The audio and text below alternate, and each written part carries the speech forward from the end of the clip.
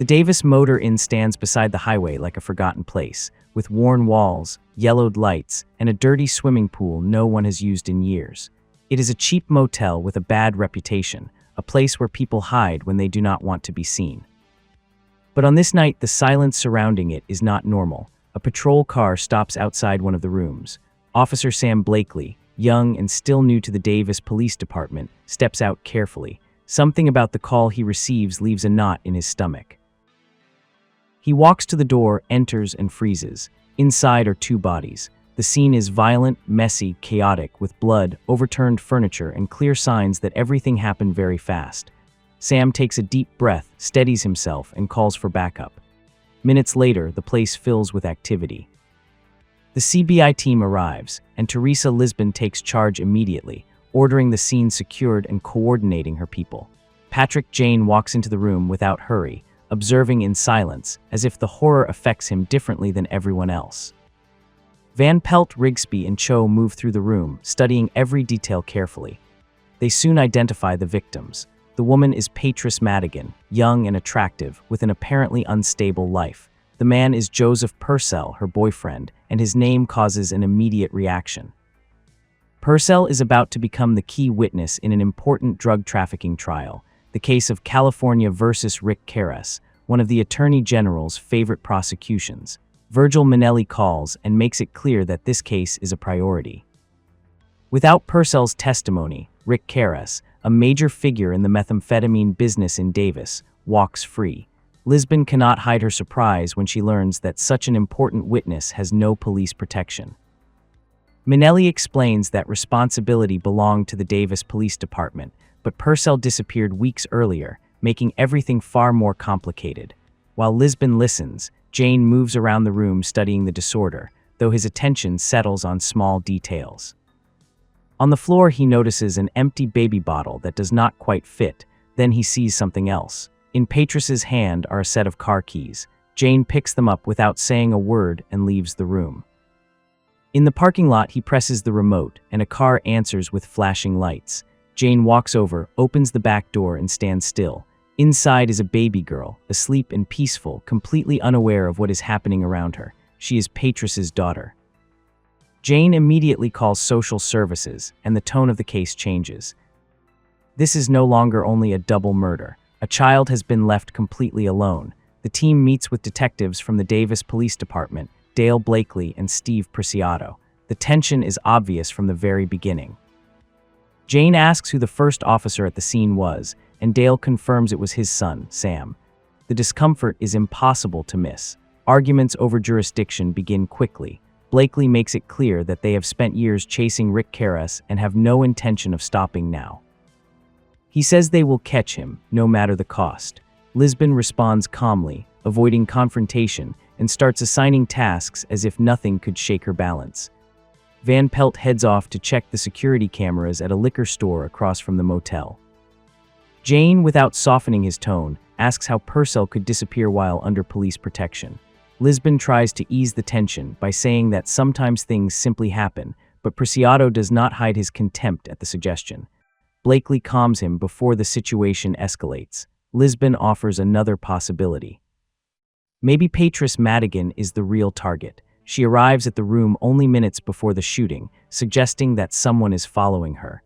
Purcell may not have been the main target at all. Even so, the detectives insist that Karras is responsible. They leave convinced that they still control the case. After they are gone, Lisbon scolds Jane for his lack of diplomacy. Jane does not seem concerned. Instead of answering, he shows her a magazine he found in Patrice's car. On the mailing label, there is an address and a name, Lacey Wells. That clue points them toward their next destination. Lisbon and Jane arrive at a trailer park and knock on the door of one of the homes. A hard-looking woman, marked by the years, greets them with suspicion.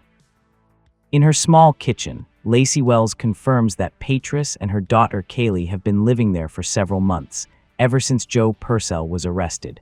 News of the murders clearly affects her. She has known Patrice for a couple of years and describes her as a good mother, responsible and protective. Lacey explains that Joe often calls Patrice around midnight, asking for food because he is too paranoid to go outside. Jane asks why Patris takes the baby at that hour, and Lacey, uncomfortable, admits that she has been drinking and Patris does not want to leave the child with her. Then she mentions something that catches their attention. Patris always has money whenever she needs it. She pays a $10,000 bail for a drug charge that later disappears without explanation. Lacey does not know where the money comes from, only that there is a man helping her. He is tall, thin, dark-haired, and drives a blue car.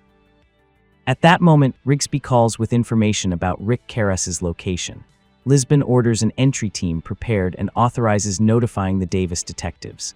While Rigsby and Cho organize the operation, Blakely and Priciato arrive armed and ready to move in. Rigsby reminds them that this is a joint operation and that they must wait, but they do not listen. Lisbon arrives just in time and enters with the CBI team. Jane stays outside, watching from the parking lot. Minutes later, Karas tries to escape by running toward a gate. Jane, completely calm, moves a concrete block in front of the door. Karas slams into the exit with full force. The gate refuses to open, and the impact throws him to the ground. Blakely and Priciato demand the arrest, but Lisbon is firm. The CBI takes Karas into custody. At the CBI offices, Lisbon and Cho conduct the interrogation while Jane watches from the adjoining room, leaning against the glass and studying every gesture. Karas sits with calculated calm, as if nothing could affect him. He denies direct involvement in the murders, although he admits that Purcell's death benefits him enormously. He acknowledges that he threatened him in the past and that, had he found him, he would have killed him without hesitation. However, he insists that on the night of the crime, he was somewhere else, and presents an alibi that, according to him, cannot be disproved. Karas's confidence disappears when Lisbon mentions the possibility of turning him over to the Davis Police Department. His expression changes immediately. He asks for a lawyer and leans back in his chair, ending the interrogation. Jane watches the change carefully. He learns more from that gesture than from all of Karas's words. Hours later, the team gathers around a table covered with fast food. Rigsby confirms that Karas's alibi is supported by a waitress at a tavern. Even so, he points out something important. Karas does not need to be present to kill someone. He has people who do it for him. Jane calmly explains his theory. He does not believe Karas is the killer. It is not his style. He does not have the patience to follow someone, wait, and act in silence. If he had found Patris, he would have pressured her until he got answers. Besides, Patris fits too well as a possible target. She is young, attractive, has no clear income, yet always has money. She somehow makes a serious drug charge disappear without explanation. Jane remembers the description of the man helping her, and Cho adds a disturbing detail. Steve Priciato matches that description. He is also known for his impulsive temper and carries a .38 caliber pistol. Tension takes over the group, but Lisbon immediately intervenes. No one accuses a police officer without evidence. She orders them to investigate how the drug charge disappeared and asks Lacey Wells to identify photographs before they draw any conclusions.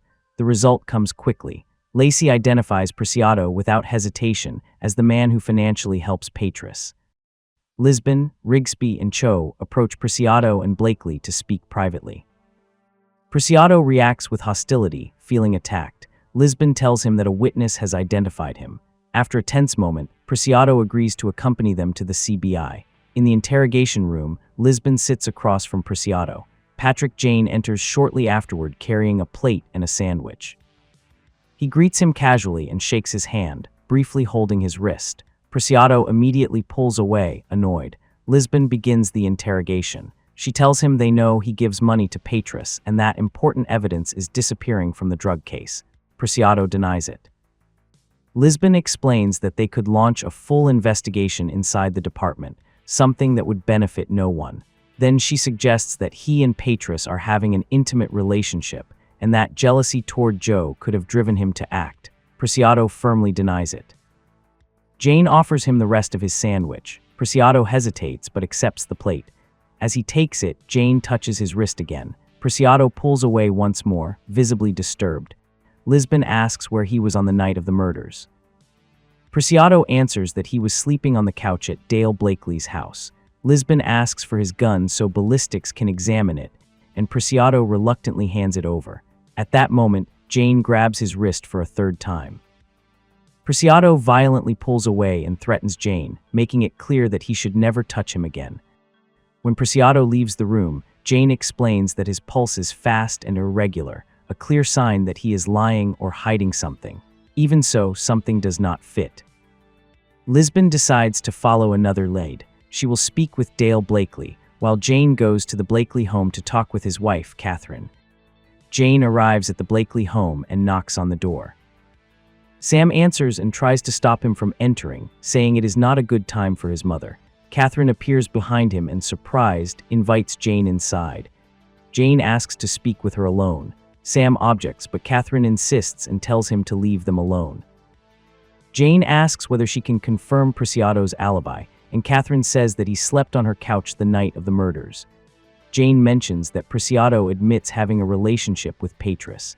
Catherine laughs and says that is impossible. When Jane presses her, she finally reveals the truth. Priciato is impotent. He cannot maintain a sexual relationship. Jane then asks why Priciato would say something like that, and Catherine suggests that he is trying to protect his ego or perhaps someone else. At that moment, an expression of understanding appears on her face. Sam enters the room, tense, and asks what Jane is telling his mother. Catherine begins to suspect that her husband and her son are hiding something. Just then, Dale Blakely arrives at the house. Catherine storms out to confront him and accuses him of betraying her again. Dale tries to calm her down and take her inside. Jane calls Dale by his name. Dale responds with a direct punch that breaks Jane's nose. Lisbon rushes in while Jane stands there, holding his bloodied face. At the CBI offices, Van Pelt and Rigsby escort Dale Blakely into the interrogation room.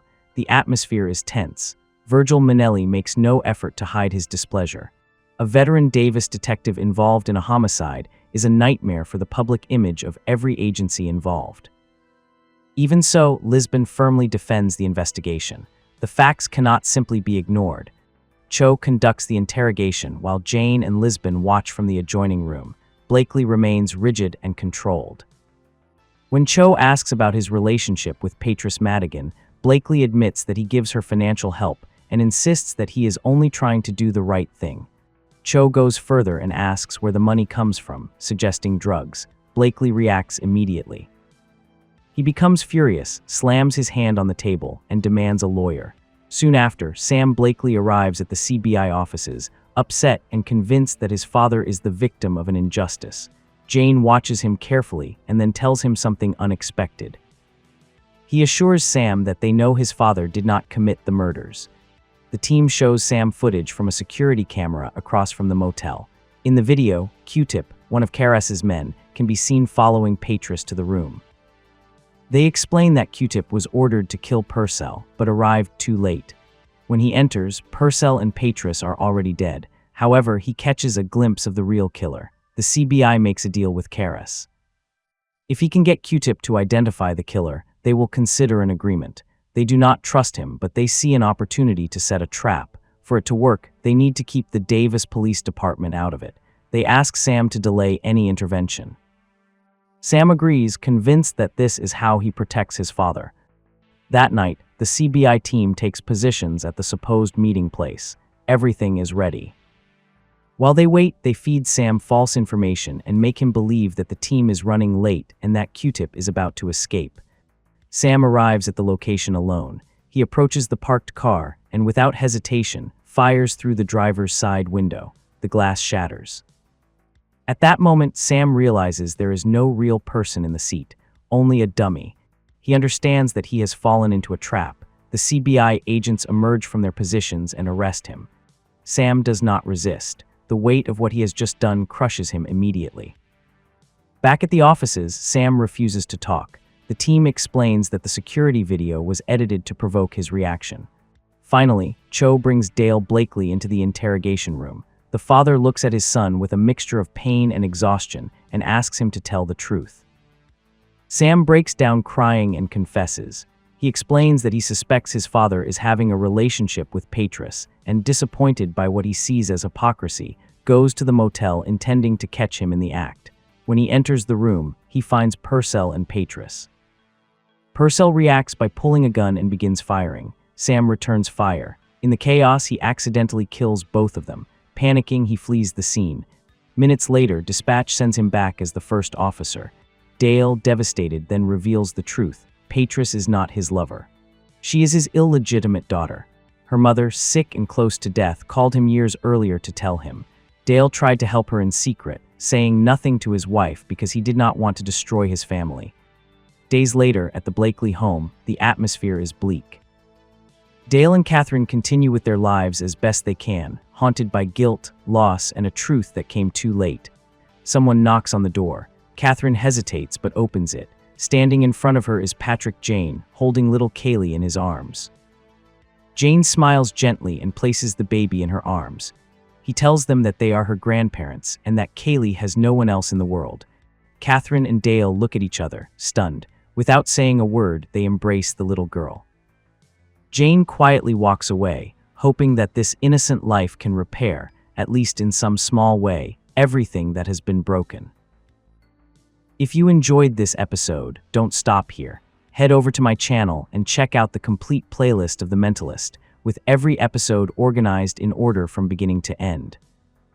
Watch the full series, follow Patrick Jane's journey, and discover all the hidden details, mysteries, and secrets along the way. And if you enjoyed this video, don't forget to leave a like and subscribe to the channel for more.